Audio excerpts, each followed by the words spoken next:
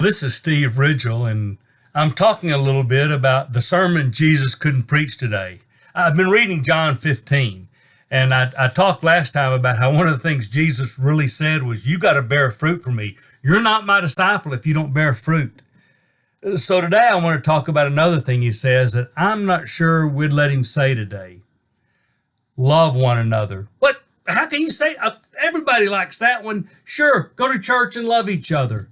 Well, yes, except when Jesus talks about loving each other, he weaves in a whole lot of other stuff with it that makes it a little wow. For instance, he right in the middle of all this love each other, he keeps saying things like this. Obey my commands. If you love me, you're going to obey my commands. You love each other, you're going to obey my commands. I obey God, you obey. There's a lot in this whole loving each other about obeying my commands. Makes me wonder if part of loving each other is helping each other follow the commands of Jesus, helping each other when we're veering off track, helping us stay more focused, helping each other, being helped, helping.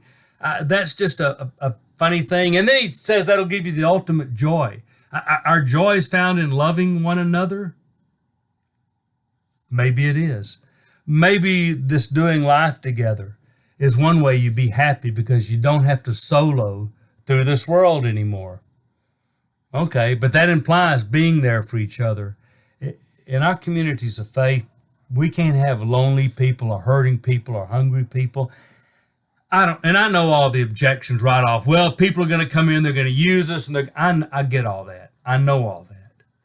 I just know that Jesus says you're really going to be happy. In fact, if you're going to be my disciple, you're going to obey commands, and here's the command I'm giving you: love each other. Wow. Oh, okay. And one of the things he says when he kind of wraps up that little paragraph about loving each other, he says, and the Father will give you whatever you ask in my name.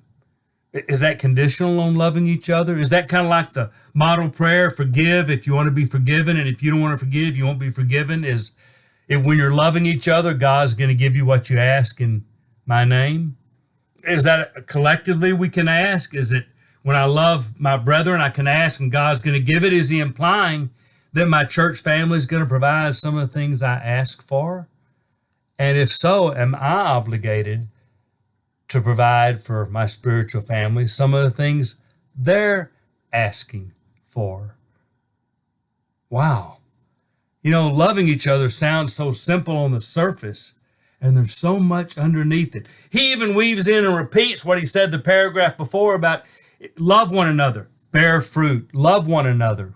What does that have to, well, maybe we're all helping each other in our fruit-bearing season.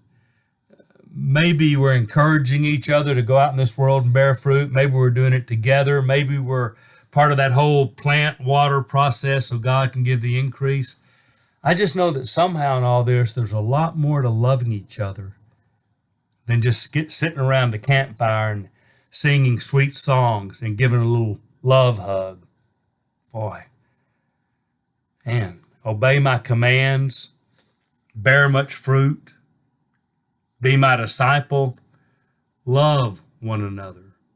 Love one another. So I'm committed, whatever that means, to try to figure out a deeper, richer, better way to really love people, not just in a feel-good, makes me happy kind of way, in a what does God ask me to do, and obeying his commands, one of which is to love each other.